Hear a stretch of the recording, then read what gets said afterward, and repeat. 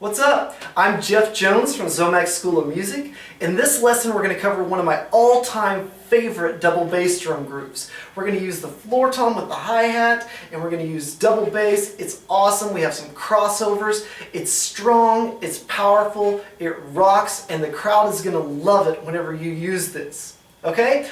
All the information that we're going to cover in this lesson is available, it's printed out in lesson 8 of my book, Groovology, the study of double bass drum grooves.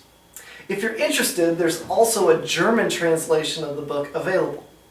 Anyway, let's get started with the groove. Okay, if you're following along in the book, we're on lesson 8, and this is groove number 12. What your hands are going to play is just simply eighth notes. You're playing in unison, which means you're playing them at the exact same time. You're going to have your right hand on the floor tom and your left hand on the hi-hat. And your right hand plays on the floor tom the entire measure. 1 and 2 and 3 and 4 and. Your left hand's on the hi-hat, but it comes off on count 2 and on count 4. But all the other notes are there on the hi-hat. So it's like right here, here, and then your left hand comes down for the snare on 2, and so on. So here's what it sounds like.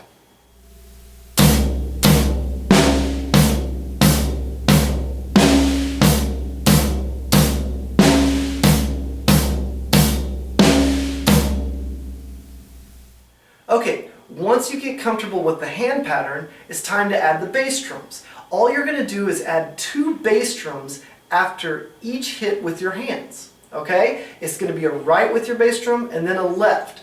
This is what makes it a 16th note triplet. The first note is your hands. The second note is your right foot. The third note is your left foot.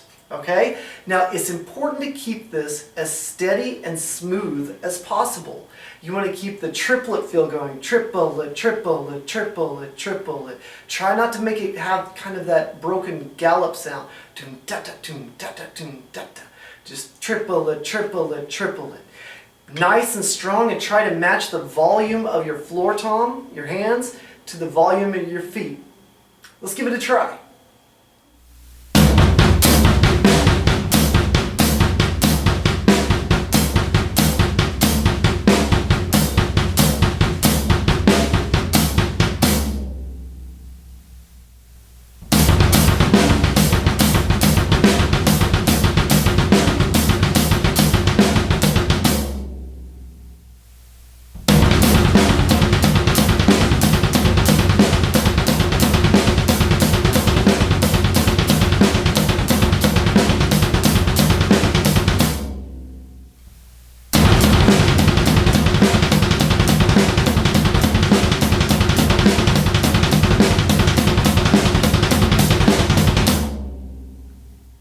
Okay, now that you've got the groove down, let's have fun with it. Let's add some crossovers.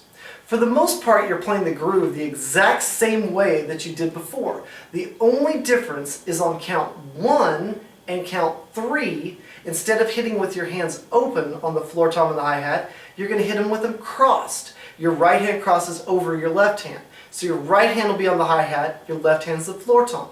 But all the other notes stay the same, and the bass drum stays the same on every count. So 1 and 3 are the crossovers.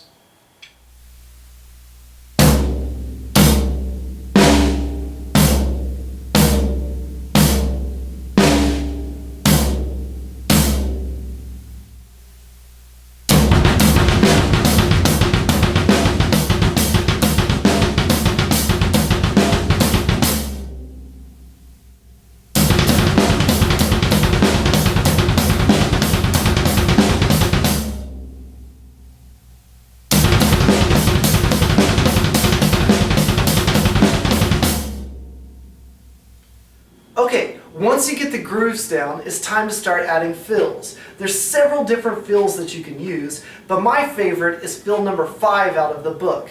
On fill number 5, you keep the right hand on the floor tom, and you always play the bass drums the same way. So it's floor tom, bass, bass, floor tom, bass, bass. That doesn't change. What changes is what your left hand does. You're going to move up to the crash cymbal, and you're going to hit 1 and on the crash, then 2 on the snare, and of 2, and 3 on the crash, and of 3 on the snare, 4, and. So it'll be like crash, crash, snare, crash, crash, snare, crash, crash. Let's give it a try.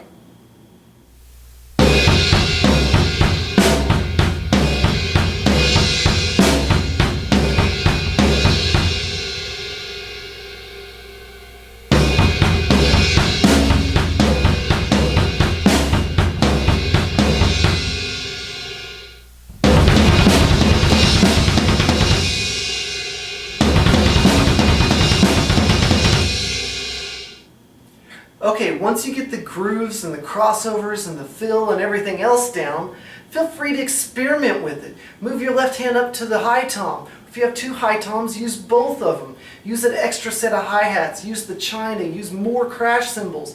Use whatever you want to use. Have fun with it and experiment with it. Make it yours. You know, make it cool and make it rock. I hope you enjoyed this. See you next time. God bless.